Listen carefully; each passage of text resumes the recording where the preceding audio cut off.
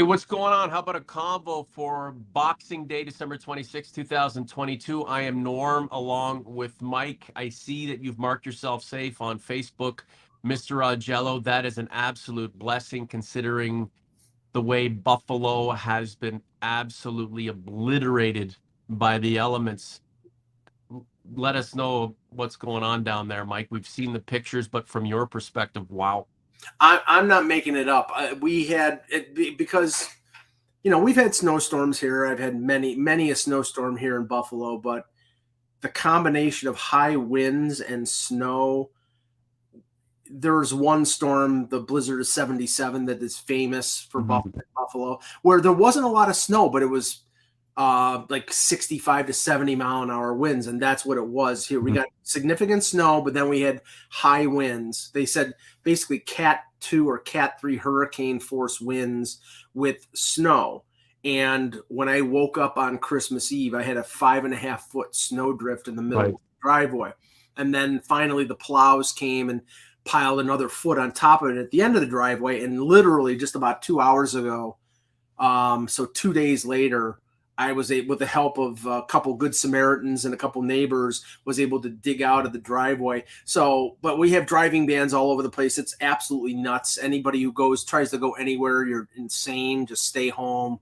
I'm not going out on the road until the driving ban drives, and if I am going out, it'll be to the supermarket to load up on provisions and then coming right back. So it's and you know what, it's like that all over the place. I mean, in the central US, the Bills played in Chicago. It was 8 degrees with minus 23-degree temperatures, and throughout Canada I heard there was a terrible bus accident in BC. So it's bad weather all over the place. It sucks. OG's Converse, thanks so much for joining us. Season's greetings. Merry Christmas. Hoping that things have been wonderful over the last couple of days. The weather notwithstanding, of course, this is about family. It's about happiness, certainly gratitude, and that is the theme of this show today. We're very thankful that Mr. Augello was safe, and I'm thankful that you guys are here with us. Southern Ontario has been hit too, not to the extent that Buffalo has, obviously, considering your geographic location, Mike. But really cold temperatures, high winds, tons of snow.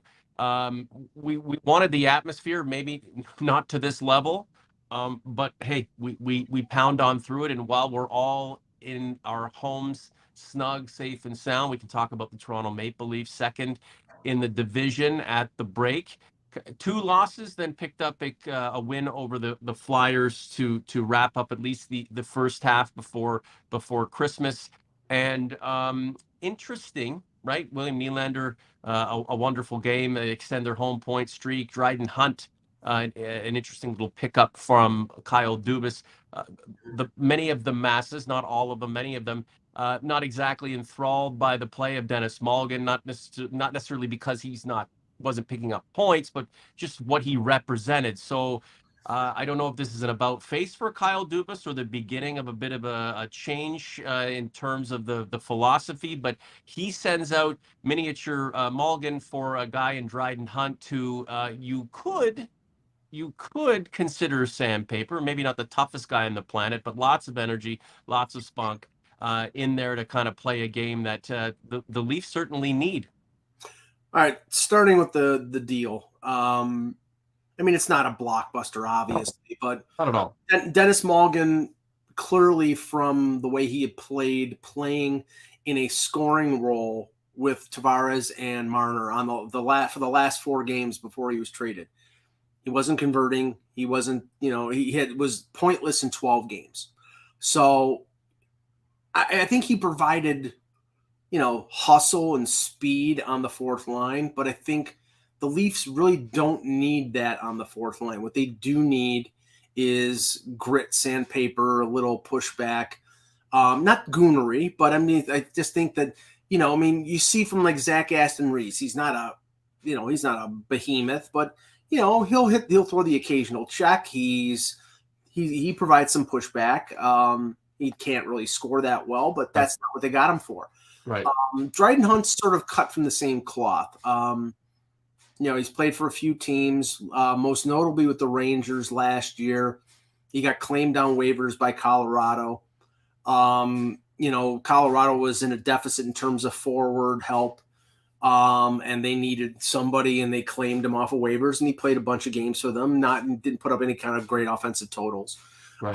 But the reason for this deal is, Hunt is capable defensively. He's a good forward checker. He's not going to score a ton. He's probably a 13th forward.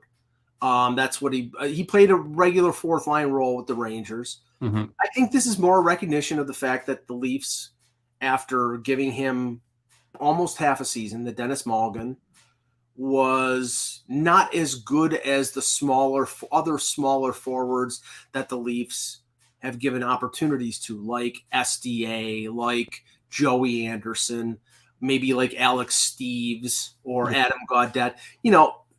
Those players, some of them haven't gotten chances this year. Malgin's been given a chance. He really didn't pan out that well.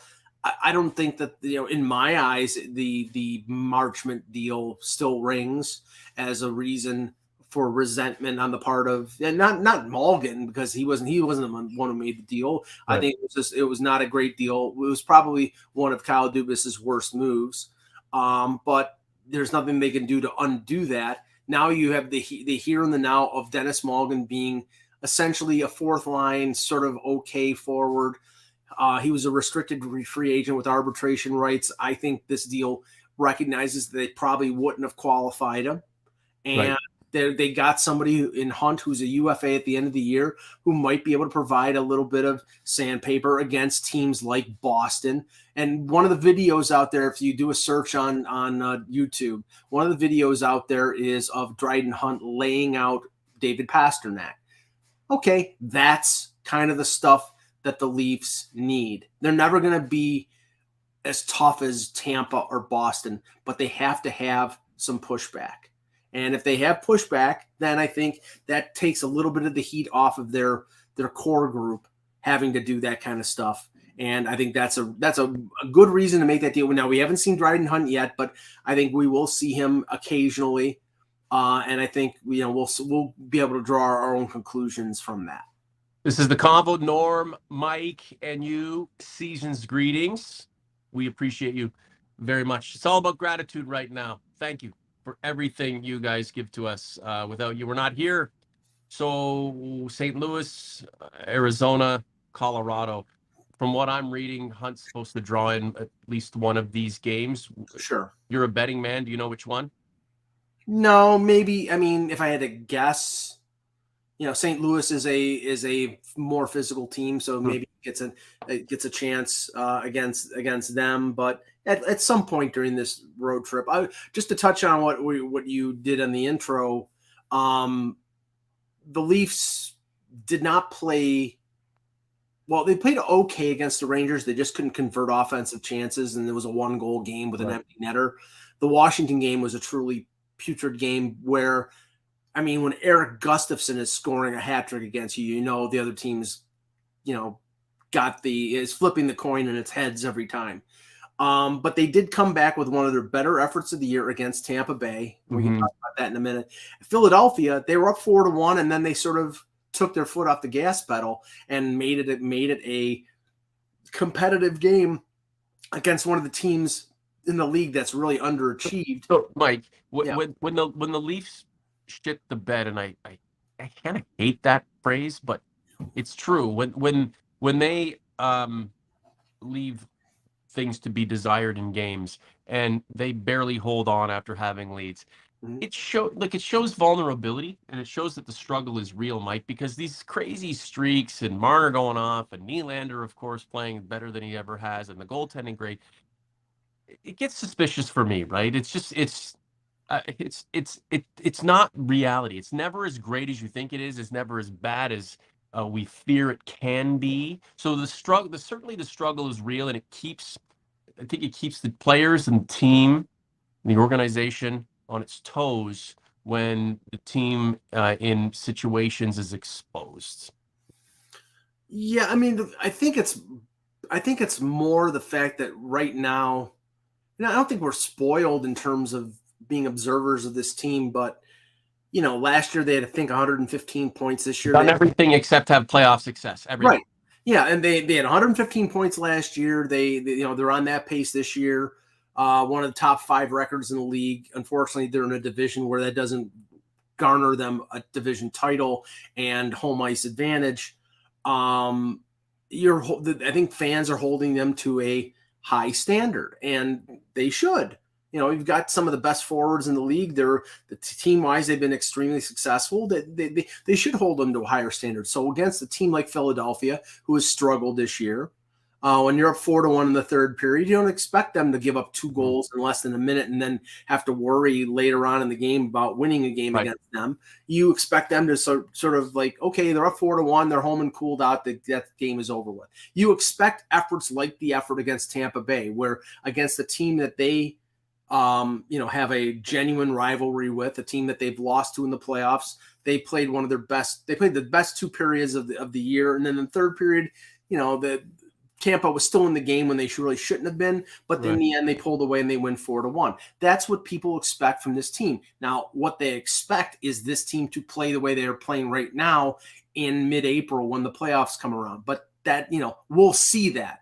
Well, what I would like to see is, before the trade deadline, what changes, what improvements that Kyle Dubas can make to make this team even more unbeatable. Because right now, unless Boston starts to play mortal, they're going to play Tampa in the first round again.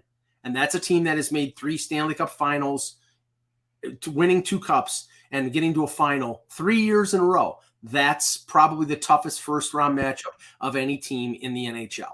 Well, you'd hate to think when all is said and done with this group of players together, Tavares, Nylander, Marner, Matthews, by extension, Riley, and then behind the bench, Keefe, and upstairs, Dubas, that it never really achieved its potential greatness because it was constantly stonewalled by a few nemesis at such a pivotal time, over and over. And primarily because those teams were built to win in the playoffs, and the Leafs over and over were built to show but really have no go when the chips were down. You know what I'm saying? Yeah, but okay, and I can't assume what's going to happen. I can only presume based on what has happened in the past. And have there been dramatic changes from last year to this year? Well, in one area there have been: goaltending. And they did lose by 1 game in Game 7. So is Matt Murray and Ilya Samsonov going to make the difference, right, compared to Jack Campbell? Well, possibly. But Mike, just throw something out here. Every fucking series, this is the crazy thing. It's not as if it's not like New Jersey Leafs 2000. Remember? Leafs were on fire, got fucking clobbered in the first round by the Devils. I mean, I think the Devils went on and won the Stanley Cup. But you go back to Boston 2019. They were up 3-2. They were up 3-2, and they were led after the first period. They were up 3-1 against the Habs. They had a series lead against the Tampa Bay Lightning last year. Okay. It's this. Well, we came within 1 game. That Game 6, that opportunity to step on the neck of the opponents and finally finish it off. When those games were over and the Leafs could not get the job done, the writing was on the wall, and that's the thing. Though that 1 game may as well be an entire jump from one status to another status, a status of being really good to being really great. They were never able to get the job done over and over and over when the game and the series and that moment mattered the most. Teams that are favored don't always win the series. Let's accept that as a premise.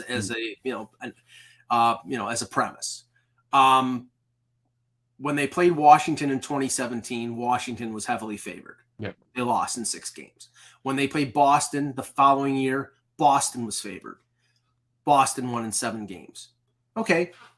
Now, the second time they played Boston, it was a pick'em. A lot of people thought Toronto would win. They had signed Tavares. Okay. They lost in 7 games. Columbus, they were favored. Montreal, they were favored. They should have won those series. They didn't. Last year, I don't care if the Leafs were ahead of Tampa in the standings. It was 2-time Stanley Cup champions. Okay. They were not favored. They were advantage. They were not favored. So, but I'm sorry. It doesn't matter if you're favored or not. It matters if you're a team that's good enough based on you playing at your highest level to beat that team. And I, at no point last year, even when they were leading in Game 6, did I think the Toronto Maple Leafs were going to beat the Tampa Bay Lightning. Now, I like the improvements that they made. I think that the goaltending is better this year. I think their defense is the best that it's been.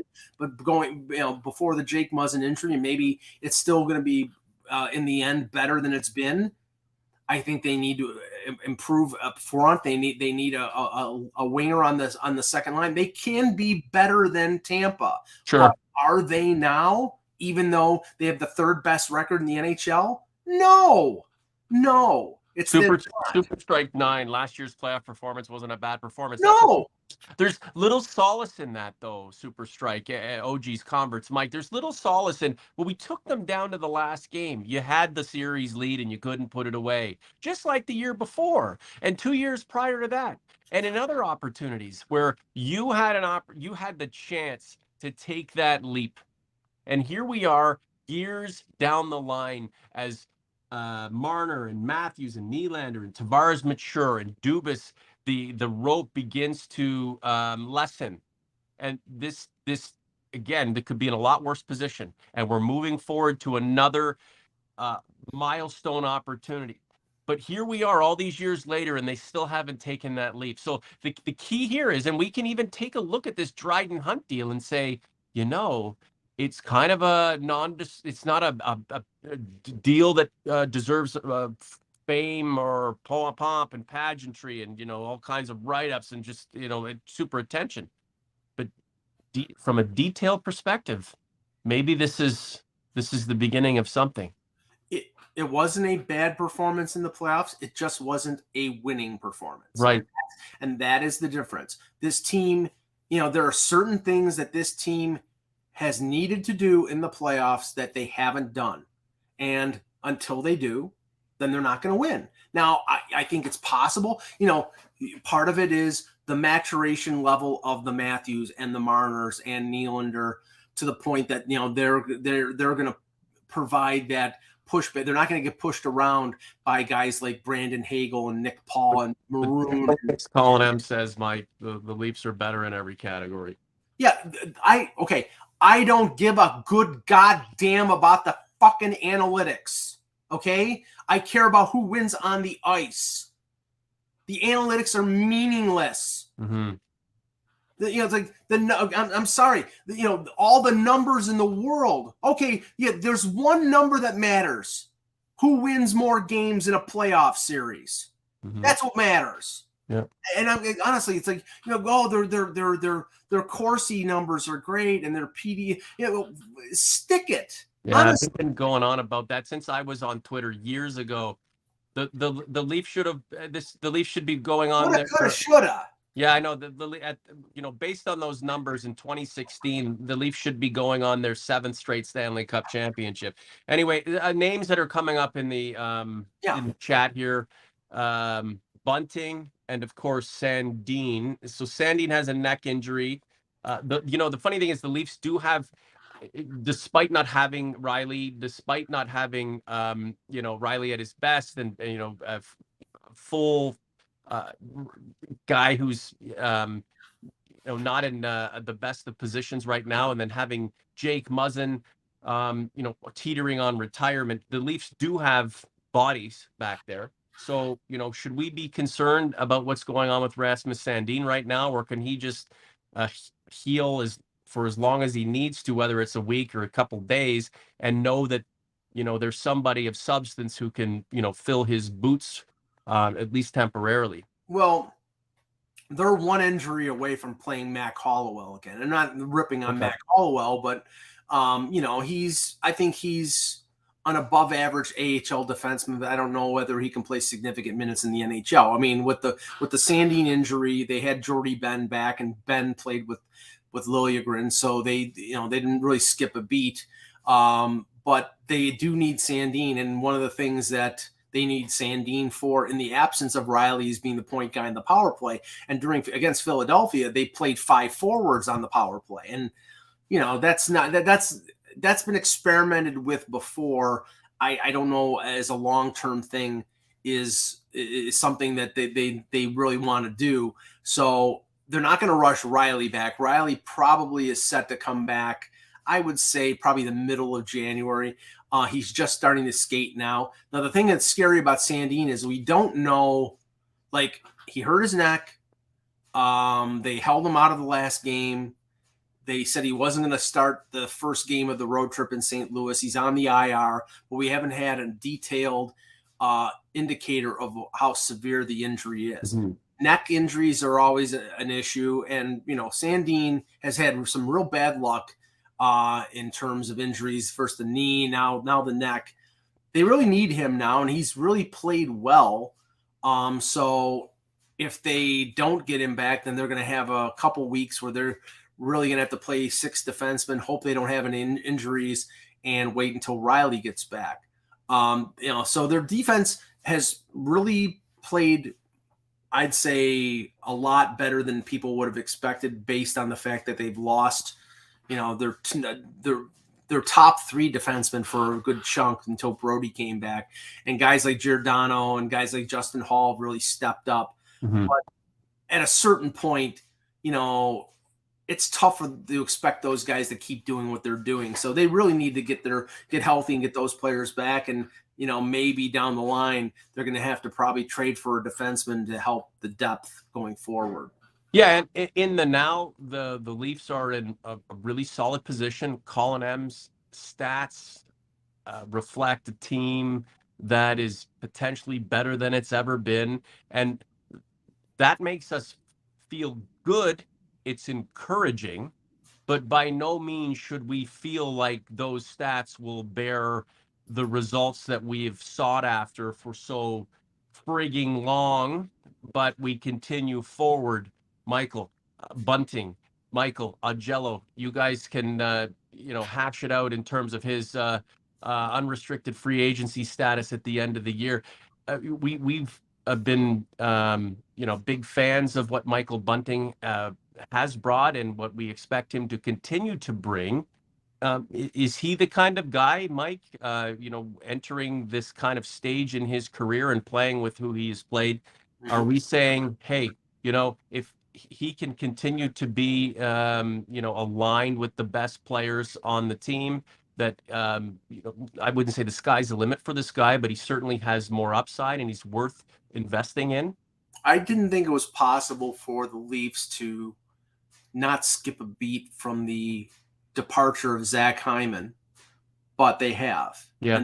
And it's Michael Bunting, and they're different players. Zach Hyman is a much better defensive player. Right. He plays, penalty kill. He has been able to play with talent, which is a tough thing to do. He's played well with Tavares and Matthews in Toronto. He's played great with McDavid and Edmonton. Mm-hmm. Bunting is the perfect complement to Austin Matthews. He goes into the corners, he picks out the puck, he gets it to skill. He doesn't hesitate from going in those dirty areas. In fact, he thrives on it. I think that, and Elliot Friedman does not report a rumor if it's not based in truth. And at the beginning of the year, he said there was talk about the Leafs signing Bunting to an 8-year deal. I think that's out there. I think that's a very distinct possibility. I think that could happen before the end of the year. He's a UFA at the end of the year. An 8-year deal kind of player? Yeah, well, no, but okay, he would sign an 8-year deal to extend the AAV out to an acceptable number, because that it's like what they wanted to do with Hyman, but Hyman wanted to hit a certain number. I don't blame him for that. And that's the thing. Bunting wants to stay in Toronto. He loves playing here. He loves it's home. He loves playing with Matthews. And I think that they will get that done. Now, whether the future of Kyle Dubas, whether Bunting getting signed rides on what happens, I would hope that they get this deal signed before the decision comes forth with whether to bring back Kyle Dubas, and that obviously depends on whether they advance in the playoffs or not. But it seems to me a no-brainer to re-sign Bunting to a long, basically spend the money that you're spending right now on Alex Kerfoot, on Michael Bunting, in the high threes, the low fours, on a long-term deal. Nobody's complaining. He's earned it. So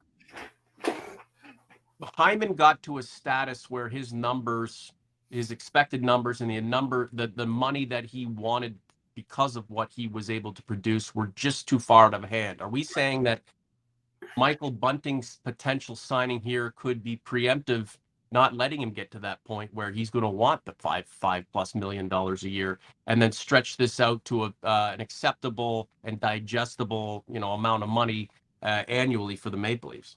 Yeah, I mean, okay, say Bunting on a shorter term deal is a $5 million cap hit.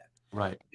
With each year you extend it, and if the last 3 years are lower, then you can bring down the AAV into the low fours, or maybe even into the high threes. Right. That's what they're looking to do, and that's what they were looking to do with Hyman. With the Hyman, they wanted Hyman to sign an 8-year deal. But the AAV on that, probably for them to match the deal, would have brought the AAV under 5, and he was just going to make more money signing a 7-year deal with Edmonton than he would have on an 8-year deal with Toronto. Right. And he had already signed a bridge deal with Toronto where he was making in the 2s. So I don't blame him. Just like I don't blame Jack Campbell. I don't blame them going for the money, because they weren't going to get that money in Toronto. Whereas Bunting, I think, will get the money in Toronto because he's willing to take that kind of deal where he stretches the AAV out. And I do think the signing of Bunting is a sign. And I am one person who does not think there is a danger that Austin Matthews will not be a Leaf after next season when his contract is up. I think this summer he will sign a long-term extension. Right. And the highest paid player in the NHL, more than Connor McDavid, because this organization cannot afford to let him go, and they will bend over backwards to bring him back. The only guy you could replace Austin Matthews with is toilet away at Edmonton, right? And that's an extremely fucking long shot. The thing about Michael Bunting is there are other Michael Buntings out there. So here's the issue is, how long do you want to get tied into a guy like this? Right? What if he's if his success is predicated on playing with guys like Marner and Matthews, and if he does, is he that much of a self-starter where he can earn that kind of coin regardless of who he plays with? And again, not to really focus in on Bunting or be skeptical or pessimistic about what he offers, but he's the perfect kind of guy. But geez.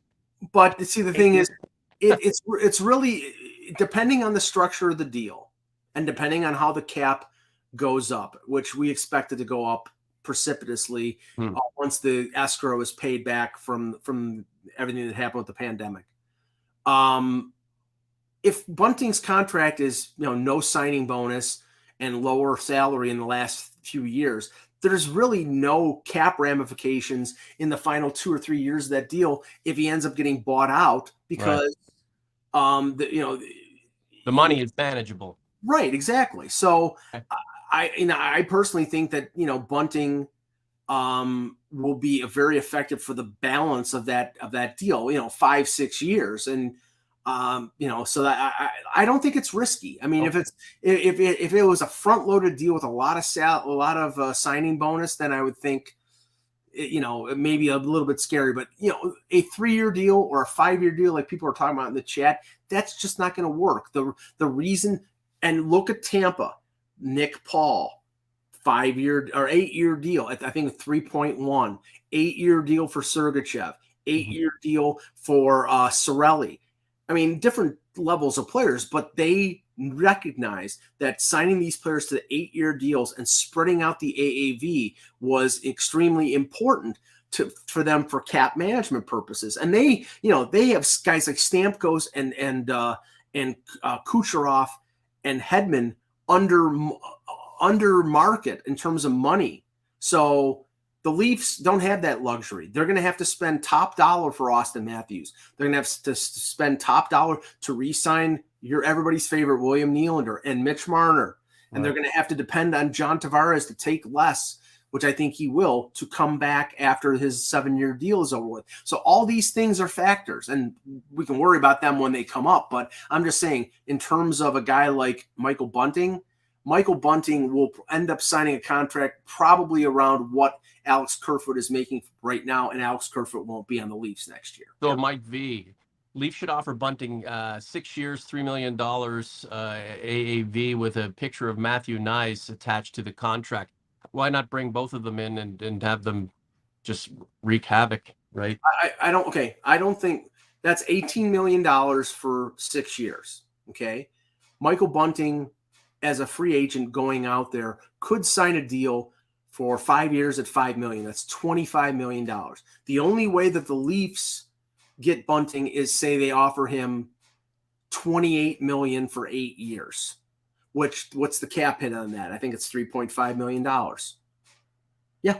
So they have to pay him more, but they have to find inventive ways to do it. And spreading the advantage of having the 8th year and spreading out the AAV, to me, it's a no-brainer to do that. It's all about money, Mike. Not to reflect too far deep into the past, but remember the days of no salary cap, and you could sign any lunatic for any amount of money, and it was just basically an arms race, right? There's something I miss about. I miss those days to an extent, right? Where it's just, we'll pay them, we need them, let's go get them.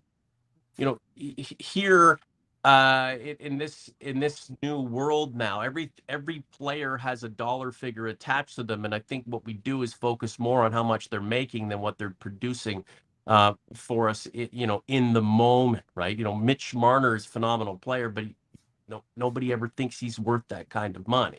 In right? This league. And I've said, sorry, Mike, and I've said, everyone is overpaid. They're all overpaid. And sure, mathematically, you have to be able to manage things properly, or you're not going to be able to ice a team. But good God, man, like it's just getting a little bit out of hand here. Let's focus on what needs to be done, and that's to put a winner on the ice and go for the fucking title, man. Last couple of words, and let's go. In this league now, with the salary cap, there are very few Bobby Holeeks making $9 million a year. Yeah, so it's sorted itself out. But there are still players who get overpaid, and I look in the chat, and the name that everybody is mentioning in terms of a must re-sign for the Leafs is David Kampf. And okay, they signed David Kampf to a 2-year deal at $1.5 million. And David Kampf, I think, has overperformed and overplayed that salary. So what do you want to bring David Kampf back at? Well, I think 2.1, 2.2. If he costs any more than that, then it's not a bargain. And that's the whole thing. It's all cost benefit analysis. And if they can't re-sign David Kampf at $2.1 million, then your number 3 center behind Austin Matthews and John Tavares might be Pontus Holmberg. But that's the whole thing. It's getting players at a certain price point, and if you don't get them at a certain point, they become less of a bargain. Right. I would love to have David Kampf back. He's been more than anybody expected. He has scored more than people thought he would, because he scored 1 goal with Chicago. He's been a really good checking line center, a good penalty killer. But there's a certain amount that you pay those players, and that you don't pay above a certain amount. And if he's asking for $3 million, then he's going to be getting $3 million someplace else. Right. So we know that there are a group of individuals in this league who, based on what they give statistically and who they are from a personality perspective, are irreplaceable. Right. But most guys can be replaced. And that's where the cost benefit analysis really comes into play, because it's like, well, take the Zach Hyman situation. Right? Everybody wanted him back, but it was just too much. And I wanted him back. The Leafs found somebody who could fill his skates. Maybe not to the same extent, but when you break it down dollar for dollar, production for production, it worked out. And let's the Michael Bunting circumstance, we just can't say that, oh, they knew it. I mean, Michael Bunting came in and did what he had to do, and now he's put himself in a position like Zach Hyman was in, and the Leafs have a little bit more a leverage, as it stands. But what I'm saying though is a guy like David Kampf and most of the players in the league who are not of star status, they are that you can supplant them with someone else who makes a little bit less to manage your books. But when the star guys have earned the right to make big money, every one of these fucking guys at the end of the day will have been overpaid unless they forget their Art Ross trophies, forget the Hearts, forget all that bullshit. If these guys aren't leading you to the promised land and you're other than just posters on the wall and memes and all this other shit, if they're not winning titles for you, they're all overpaid. Last word to you, Mike. Okay. Favorite line or favorite scene from the movie Moneyball, when they were talking about replacing Jason Giambi. Right. They couldn't replace Giambi because they couldn't afford it, but they replaced him in the aggregate. Right. And how did the Leafs do that? With several. They signed 3 players specifically. Right. Bunting, Kampf, and Nick Ritchie. Right. Ritchie was the most expensive, and he was the biggest failure. But they replaced Hyman, who was a penalty killer and a winger, with Austin Matthews. Bunting was the winger with Austin Matthews. Kampf was the penalty killer, and they replaced Hyman in the aggregate. So in general, that was a successful move, even with having to trade away Ritchie and give up a second-round pick. Those signings in overall were successful in replacing Hyman. And what I'm saying is at the deadline, because there are places, even though the Leafs are playing great right now, there are places where they need to upgrade. And that's second line left wing and maybe a depth defenseman. If they can find those additions, then maybe for the first time in 18 years, 19 years when the playoffs start, they can advance past the first round. Well, where the Leafs find themselves in a contemporary situation with the 2001, 2002 Oakland A's is that they're on a budget, not because they're poor. It's because they have so much fucking money tied up into the top guys. So you really got to get creative and dig deep into the mathematics on everyone else. So far, they've been able to do that. And in the moment, these Maple Leafs, this group of Maple Leafs right now on Boxing Day 2022, leading into a 3-game stretch before the end of the year, this team right now, amongst all the teams that have been spearheaded by St. Matthews and his band of saintly hockey talent, might be the best. This might be the best group that Austin Matthews and his group have fronted. So let's not lose sight of that. It's what happens between now and the trade deadline, and from the trade deadline to the end of the season in terms of positioning. And then again, it's 4 games, 5 games, 6 games, 7 games, maybe more, maybe less, and that will again, continue to show the rest of us that this team is, when the chips are down and push comes to shove, the ineptitude outweighs the positives, or it may finally take that leap into the unknown, and we can look back on the last 6 years and say all of that was for this, and now we go. Mike, I hope you continue to stay safe and warm, and you go and get what you need to get when things subside. We're thinking about you.